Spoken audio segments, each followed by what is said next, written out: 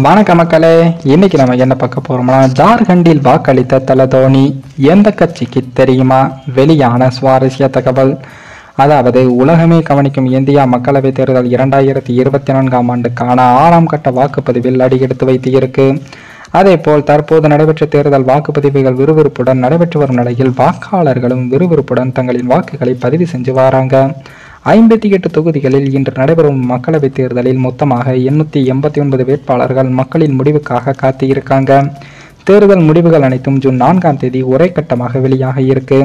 இந்த தேர்தலில் பீகார் மாநிலத்தில் 8 தொகுதிகள், ஹரியானா மாநிலத்தில் 10 தொகுதிகள், ஜம்மு காஷ்மீரில் 1 தொகுதி, ஜார்க்கண்ட் மாநிலத்தில் 4 தொகுதிகள், டெல்லியில் 7 தொகுதிகள், ஒடிசாவில் 6 தொகுதிகள், உத்தரப்பிரதேசத்தில் 14 தொகுதிகள், மேற்கு வங்கத்தில் 8 தொகுதிகள் என மொத்தமாக 58 தொகுதிகளில் இந்திய தேர்தல் ஆணையம் 2024ஆம் ஆண்டுக்கான தேர்தல் நடைபெற உள்ளது.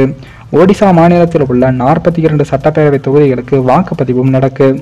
இந்த நிலையில்தான் 8 மாநிலங்கள் மற்றும் யூனியன் பிரதேசங்களில் நடைபெறும் தேர்தலில் மொத்தமாக 11.13 கோடி வாக்காளர்களும் 1.14 லட்சம் வாக்குச்சாவடி மையங்களில் வாக்களிக்காங்க.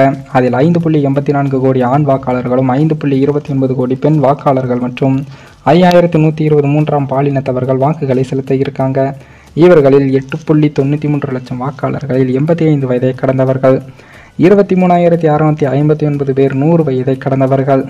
இந்த நிலையில் தான் இந்திய கிரிக்கெட் அணியின் முன்னாள் கேப்டனும் சிஎஸ்கே அணியின் முன்னாள் கேப்டனுமான ஐபிஎல் தொடரில் தற்போது சிஎஸ்கே அணியில் நட்சத்திர வீரராக விளையாடி வரும் தல தோனி அவர்கள் ராஞ்சியில் உள்ள தனது வாக்குச்சாவடி மையத்திற்கு சென்று வாக்களித்து இருக்காரு.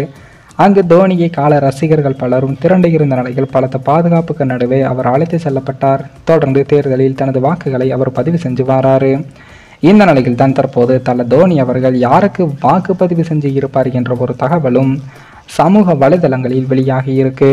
ஒரு தரப்பினர் அவர் காங்கிரசுக்குத்தான் வாக்களித்திருப்பார் என்றும், மற்றொரு தரப்பினர் அவர் பிஜேபிக்குத்தான் வாக்களித்திருப்பார் என்ற ஒரு தகவலும் வெளியாகி இருக்கு. ஆனால் எந்த ஒரு தகவலும் தற்போது உறுதிப்பட தெரியவில்லை. மேலும் இந்த வீடியோ ஏதோ ஒரு விதத்தில் உங்களுக்கு பிடித்திருக்கும் என்று நினைக்கிறேன். நம்ம சேனலுக்கு புதிதாக வீடியோ பார்க்கிறீர்கள் என்றால் மறக்காமல் சப்ஸ்கிரைபர் செய்துவிட்டு பாருங்கள். இன்னொரு வீடியோவில் சந்திக்கும் வரை நான் உங்கள் தமிழ்.